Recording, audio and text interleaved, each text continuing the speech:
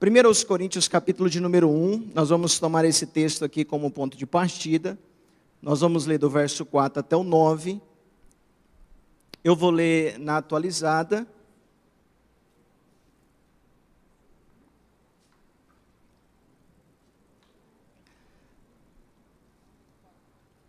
Nós temos falado e aprendido muito sobre a Igreja Viva. E assim como na terça passada, hoje também, de igual forma, nós vamos falar que uma igreja viva, ela vive em comunhão, tá bom? Então eu quero começar a partir desse texto, que diz assim: sempre dou graças a meu Deus a vosso respeito, a propósito da sua graça, que vos foi dado em Cristo Jesus. Porque em tudo foste enriquecido nele, em toda palavra e em todo conhecimento, assim como o testemunho de Cristo tem sido confirmado em vós, de maneira que não vos falte nenhum dom, aguardando-vos a revelação do nosso Senhor Jesus Cristo, o qual também vos confirmará até o fim, para seres irrepreensíveis no dia de nosso Senhor Jesus Cristo. Fiel é Deus, pelo qual fostes chamados à comunhão de seu Filho Jesus Cristo, nosso Senhor. Quantos aqui amam a palavra do Senhor? Então feche seus olhos e permita que o Espírito Santo agora encha o seu coração dessa verdade. Eu sei que nós chegamos aqui, irmãos, e o nosso coração às vezes está tão atribulado, tão angustiado, né, cheio de problemas, e às vezes a nossa cabeça está tão pressionada que nós não conseguimos nem parar um momento para ouvir a palavra do Senhor. Então eu quero orar a você, orar ao Senhor pela sua vida, para que o Espírito do Senhor possa tornar-nos livres agora para nos alimentar do Senhor. Espírito Santo de Deus, em nome de Jesus, o Senhor nos conhece melhor do que nós mesmos. O Senhor sabe o quanto precisamos ouvir a Tua voz, Senhor. O quanto precisamos da Tua direção. Que hoje, Senhor, não seja diferente, assim como já tem sido uma verdade, que a Tua presença seja real, que a Tua presença seja verdadeira, e que saiamos daqui nessa noite, cheios do Senhor, em nome de Jesus. Amém. Meus irmãos, a minha ideia nessa noite é, a partir desse texto, falar sobre comunhão, sobre unidade, como igreja. É o que nós temos aprendido e dando continuidade a isso. Só que eu quero compartilhar algo com os irmãos, como isso não acontece do dia para a noite. Isso não acontece do nada. De repente você vai chegar na igreja e dizer, nós somos todos unidos. Não, não é assim. Isso não acontece no estalar dos dedos. Então, a minha ideia de compartilhar essa palavra com vocês hoje é falar que isso flui de um processo e isso flui de uma vida com Deus. E nesse momento aqui é onde eu vou falar um pouco com vocês sobre oração. Amém? Quantos amam orar? Amém, porque senão não está enrolado. Crente que não ora está enrolado. Então olha só, partindo do verso de número 9, depois nós olhamos os outros textos que nós lemos. Partindo do verso 9, Paulo ele diz assim: fiel é Deus, pelo qual fostes chamados para a comunhão de seu Filho Jesus Cristo, nosso Senhor. E eu quero destacar 3 palavras aqui que são tremendas, extraordinárias. Primeiro ele começa, fiel é Deus. Fidelidade, todos nós sabemos que é um atributo do Senhor. Atributos são características que descrevem um ser. E quando nós falamos de Deus, descreve quem Ele é, o que Ele possui, o que Ele faz. Isso são atributos. Fidelidade é um atributo único do Senhor. É encontrado também no homem, mas no nível de Deus, só Ele é. Só Ele tem. Ok? Então, quando Paulo começa o verso 9 dizendo, fiel é Deus, ele está querendo dizer aos irmãos de Corinto que, olha, o Senhor, Ele é digno de toda confiança. O Senhor, Ele não vira as costas para os seus filhos. O Senhor não abandona e nunca vai abandonar os seus. Então, quando ele começa escrevendo esse verso de número 9, ele começa dizendo isso. Dizendo aos irmãos de Corinto que eles precisam continuar crendo que o Senhor é fiel e que está com eles. Amém? Aí ele começa dizendo, na continuação do texto, pelo qual fostes chamados. pelo qual fala através de quem, por meio de quem nós somos chamados. Fala, nesse texto, está falando de uma forma específica sobre a obra redentora de Jesus. A forma pelo qual nós fomos comprados e adquiridos. E quando nós olhamos para 1 Pedro, capítulo 1, verso de número 18 e 19, diz: sabendo que não foi com coisas corruptíveis, como prata ou ouro, que fostes resgatados da vossa maneira de viver, que por tradição recebeste dos vossos pais, mas com precioso sangue de Cristo, como de um cordeiro imaculado e incontaminado. Paulo está dizendo, Deus ele é fiel, Ele cuida dos seus, Ele não nos abandona, porque o meio pelo qual Ele nos comprou, não foi com coisa barata, não foi com coisas passageiras, corruptíveis, Ele nos comprou por um alto preço. Nós fomos redimidos, comprados, nós fomos resgatados do pecado, das mãos do diabo, da condenação do inferno, pelo sangue de Jesus. Então ele faz uma comparação, gente, não foi com prata, não foi com ouro, coisas que passam. Nosso preço foi muito mais alto. Nós fomos comprados pelo precioso sangue de Cristo, como de um cordeiro imaculado e incontaminado. Quando nós olhamos para esse texto e para essa frase, qual ele diz, pelo qual foste chamados, nós entendemos a primeira parte do tema da nossa palavra, que nós somos agora uma igreja viva. Você só pode ser vivo se for lavado pelo sangue do Senhor Jesus. E hoje nós temos esse privilégio. Gente, quando eu olho para aquilo que o Senhor fez por nós, quando eu olho para quem eu era antes e o que eu sou hoje, eu digo, Senhor Jesus, só o Senhor mesmo para me amar. Só o Senhor mesmo para fazer algo de tal maneira, de uma tal natureza, né? Que entregar o seu próprio filho, derramar esse sangue, para que hoje eu possa ser uma igreja viva. Uma igreja viva. Agora, ele continua dizendo, fiel é Deus, pelo qual fostes chamados para a comunhão. Quando nós olhamos para esse para, nós sabemos que é um indicativo de propósito. Nós não fomos chamados para qualquer coisa. Não fomos chamados simplesmente para sair de lá e vir para cá, para não fazer nada, simplesmente participar de reuniões, semanais, mensal, e pronto, vira ano, passa ano, e continua tudo a mesma coisa. Não, nós somos chamados para algo muito maior do que nós mesmos. E olha só, nós somos chamados para a comunhão de seu Filho, Jesus Cristo. Pelo visto você não entendeu. Então eu vou explicar, é para isso que eu estou aqui. Para comunhão, indicativo de propósito, quer dizer que Ele nos chamou por uma razão. O Senhor morreu na cruz, derramou todo o seu sangue, Ele nos purificou, nos santificou. Agora olha o detalhe, Ele fez tudo isso para Ele mesmo. Você não foi comprado para você. Você não foi resgatado para você mesmo, dizer, agora eu sou cristão e vivo agora por minha conta. Eu não tenho mais uma condenação, algo que me condene, que me leve para o inferno. Agora eu posso viver livre para realizar meus sonhos, meus prazeres, os meus gostos. Não! Você foi comprado, mas para o Senhor Jesus. Amém?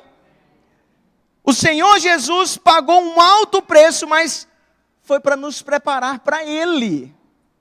Por isso que o texto diz, vocês foram chamados, escolhidos, comprados por um alto preço, para mim.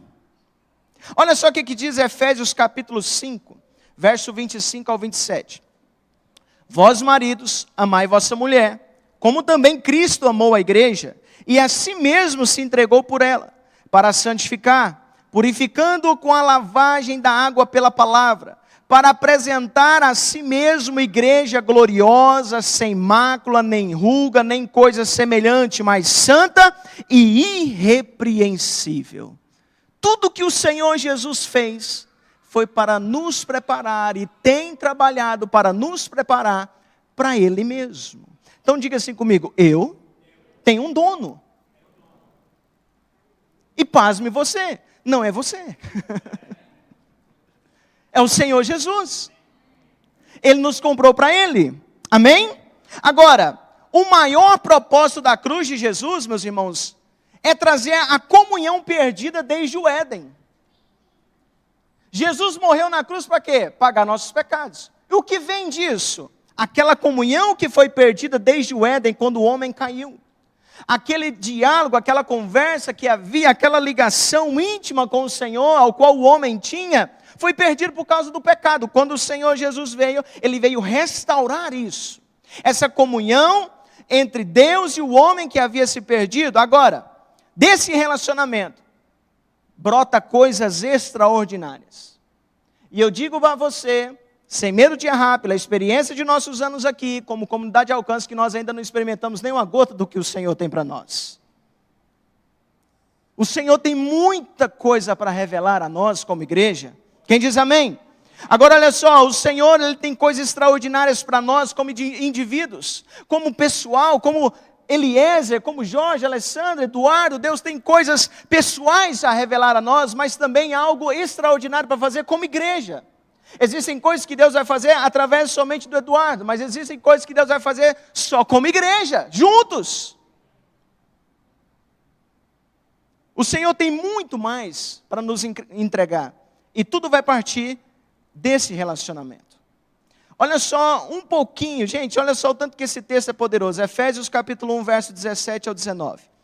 Preste bastante atenção nessa leitura. Gente, tem hora, deixa eu dar um conselho para vocês. Tem hora que a gente lê a Bíblia parecendo que está lendo qualquer revista, né?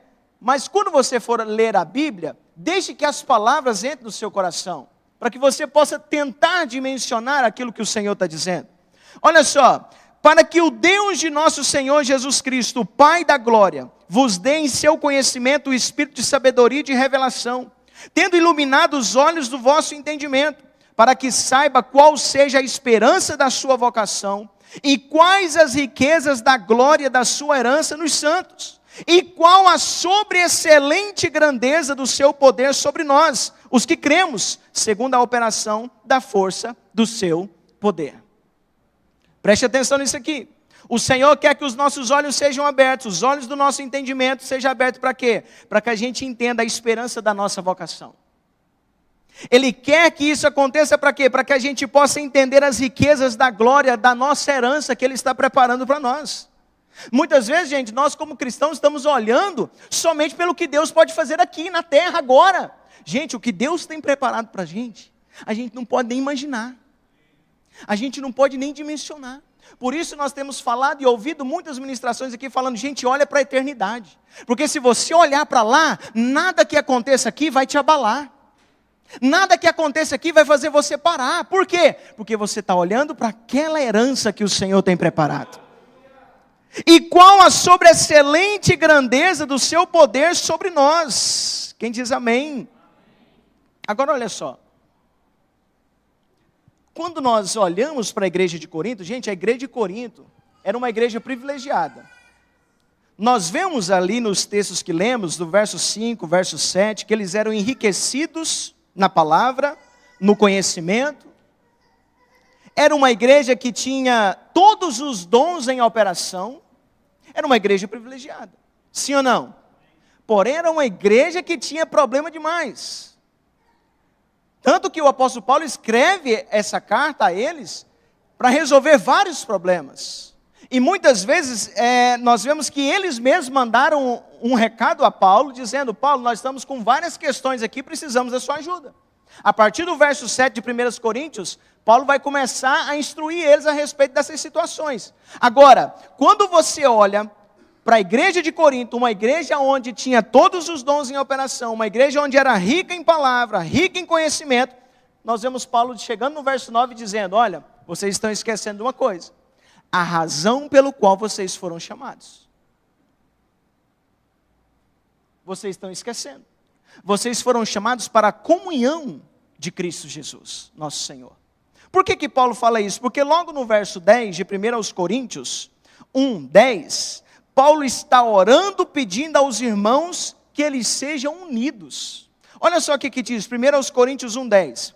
Rogo-vos, porém, irmãos, pelo nome de nosso Senhor Jesus Cristo, que digais todos uma mesma coisa, e que não haja entre vós dissensões, antes sejam unidos, em um mesmo sentido, em um mesmo parecer.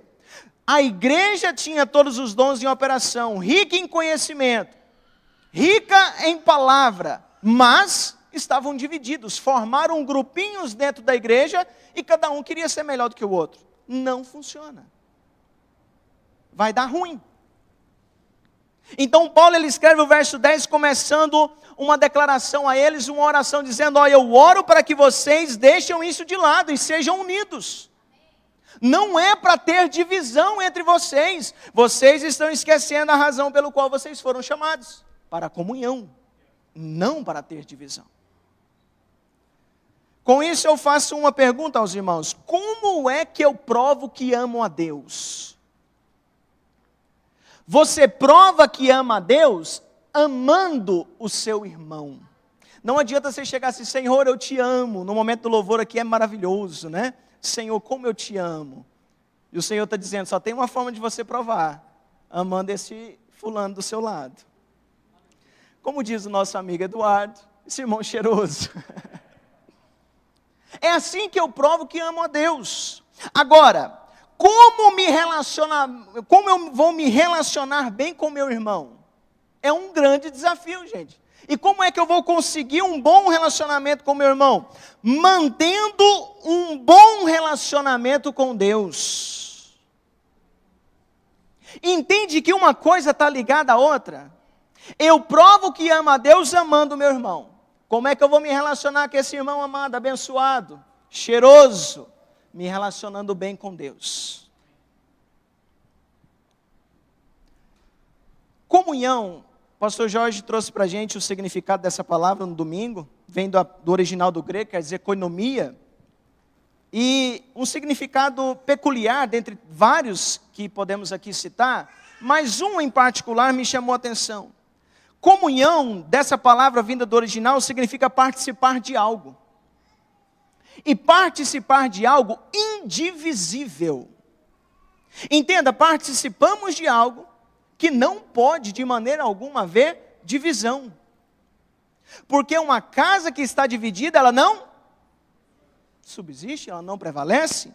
Agora, quando nós olhamos para o texto que Paulo escreveu do verso 9 de 1 Coríntios, fiel é Deus ao qual vocês foram chamados para a comunhão de seu Filho Jesus.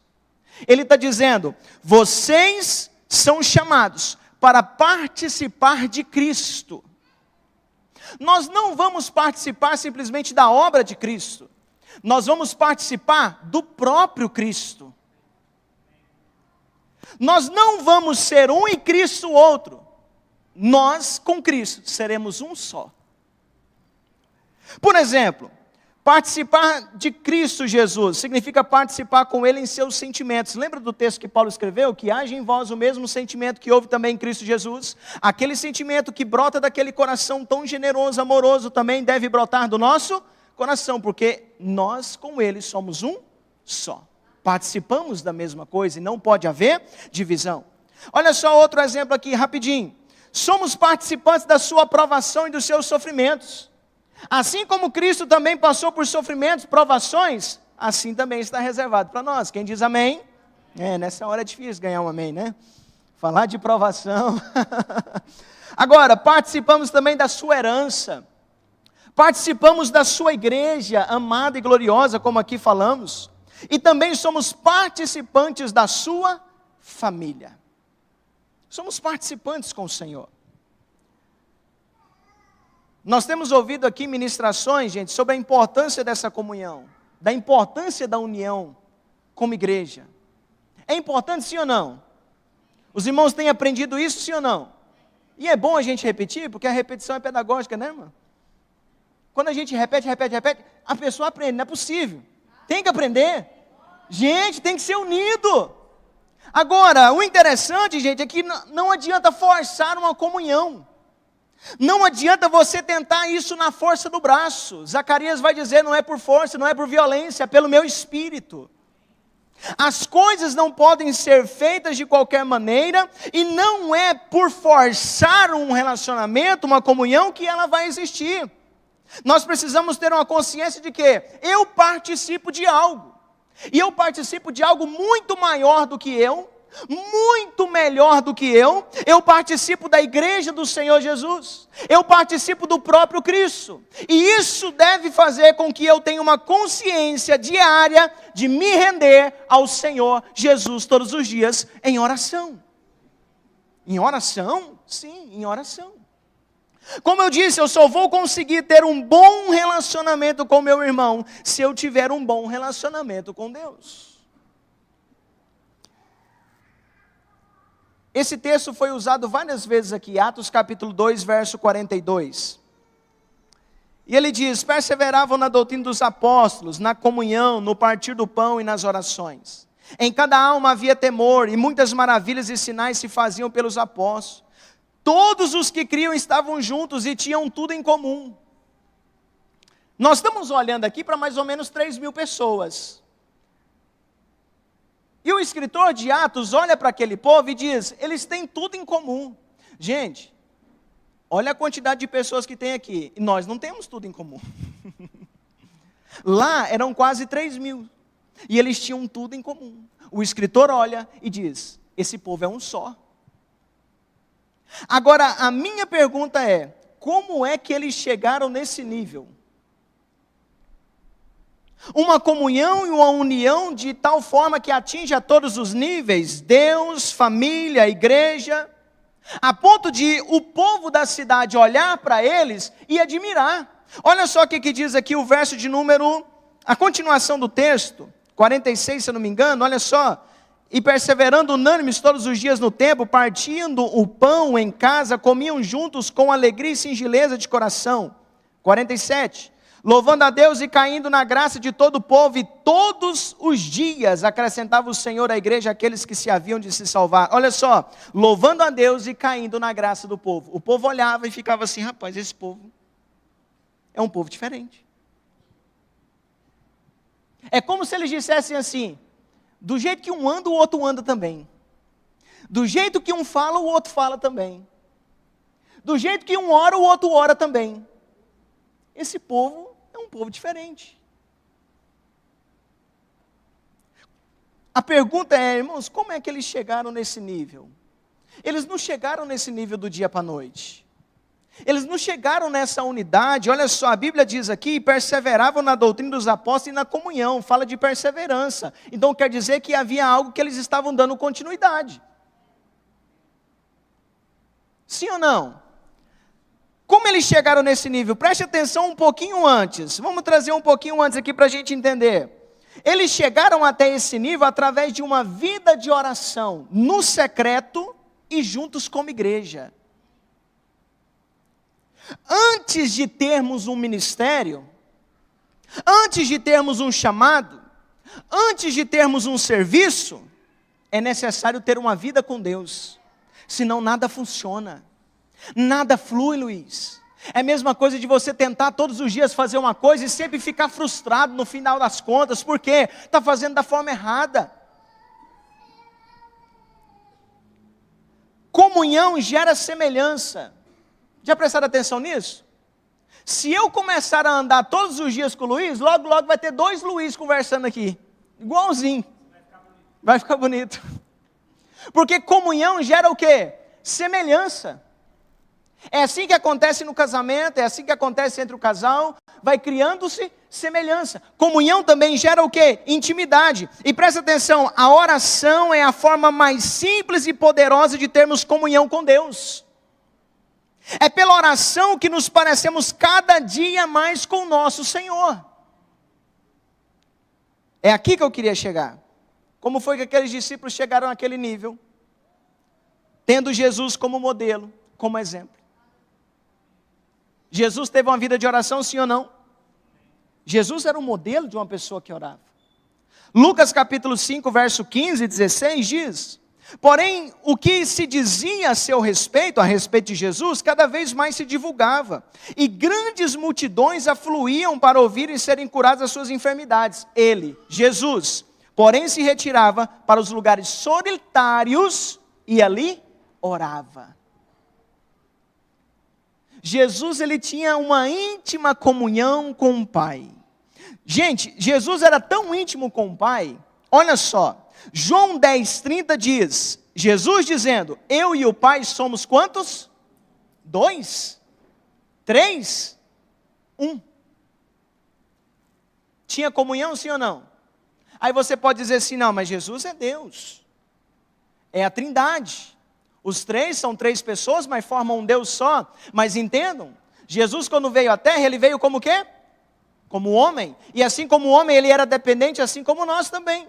E da mesma forma aqui ele está nos mostrando, gente, eu dependo de falar com o meu Pai, de ter comunhão com Ele. Olha o que resultou ainda mais dessa comunhão de Jesus. João 12:49 diz, eu só falo o que o Pai me manda dizer.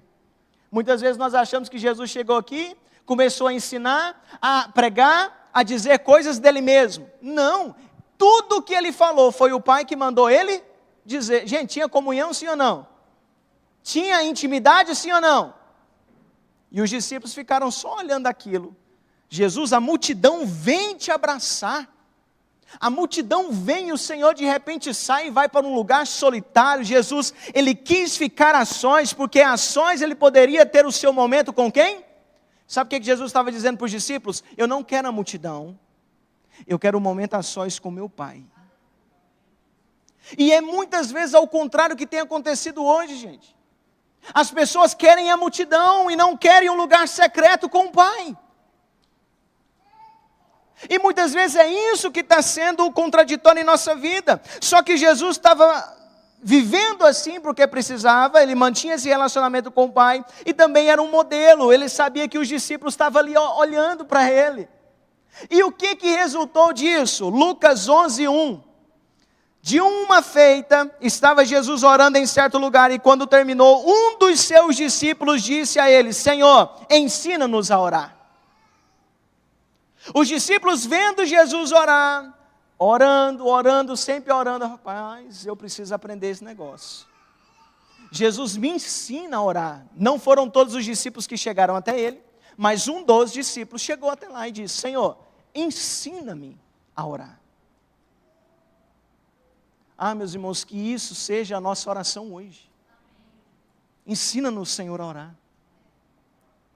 Ensina-nos a querer mais o secreto do que a multidão. Em Atos, nós vemos semelhante isso acontecer, quando Jesus vai ascender aos céus, depois de passar 40 dias aqui, depois da sua ressurreição, Lucas 24:49, ele dá uma promessa para os seus discípulos, e diz, fiquem em Jerusalém, até que do alto vocês sejam revestidos de poder. E o interessante é que eles foram para Jerusalém, permaneceram ali. O interessante foi como eles ficaram esperando. Como foi que eles ficaram esperando? Atos 1:14 diz, todos estes perseveravam unânimes em oração. Jesus falou em algum momento para eles esperarem orando? Precisava falar, gente, eles tinham aprendido, visto. Como é que eu vou esperar algo, uma promessa? Eles já sabiam, orando. Em Atos capítulo 2, na inauguração da igreja, na descida do Espírito Santo, o que é que os discípulos estavam fazendo? Orando. Em Atos capítulo 4, verso 31, prontos, eles receberam a promessa, a igreja começou, deu o start na igreja, pronto, gente, não precisa mais orar, a promessa foi cumprida. Foi isso que aconteceu? Atos capítulo 4, verso 31 diz, tendo eles orado, tremeu o lugar onde eles estavam, e o Espírito do Senhor veio novamente sobre eles. Não só porque recebeu o Espírito uma vez, não, acabou, tem mais nada não, gente, tem mais ainda. Olha só o resultado ainda que sobreveio disso, Atos capítulo 4, verso 32, da multidão dos que creram, eram um o coração e a alma. Ah, pararam de orar? Pararam? Não, gente. Em Atos 12, Herodes manda matar Tiago, manda prender Pedro. Gente, se fosse a igreja de hoje, sangue de Jesus tem poder. Prender o pastor Jorge. O Joab está enrolado. O Eduardo ninguém sabe dele. que nós vamos fazer agora? Gente, todo mundo entra em crise, desespero. O que a igreja estava fazendo de Atos? Orando. Atos 12:5 diz, Pedro, pois, estava guardado no cárcere, mas havia oração incessante a Deus por parte da igreja a favor dele. Prendeu o nosso pastor, igreja, vamos orar. A resposta é o quê? Oração. Não é ir para a porta da cadeia lá e ficar gritando, solta, solta. Não, vamos para a igreja, gente, vamos orar. Porque a nossa resposta não vem do homem, nossa resposta vem de Deus. Partindo aqui para o final. Quais os resultados de uma vida de oração? Resultará em um relacionamento íntimo com Deus. Gente, falo por mim, não vou usar o termo nós, vou falar por mim. Como eu tenho estado raso com o Senhor. Estou precisando viver isso aqui, um relacionamento íntimo com Deus. Só que muitas vezes há algo que combate, o diabo não quer isso, irmão. O diabo não quer que você ore. Por isso, ele tem as suas formas de atrapalhar, de impedir isso. E muitas vezes são com coisas boas. Nós precisamos tomar cuidado porque muitas vezes coisas boas se tornam coisas ruins em nossa vida. E às vezes até atrapalham na nossa relação com Deus e pode se tornar algo muito ruim. Resultados de uma vida de oração, um relacionamento íntimo com Deus. Se tem um texto que eu acho lindo e extraordinário, não está no Novo Testamento, por incrível que pareça, está lá no Antigo, logo no começo. Gênesis. A Bíblia fala que Deus arrebatou Enoque. Arrebatou Enoque porque ele pregava demais. Foi? Arrebatou Enoque porque ele não faltava nenhuma reunião. Arrebatou Enoque porque ele andava com Deus. Deus olhou para ele e falou assim, eu não quero você aí não, pode vir para cá, vem para mais perto,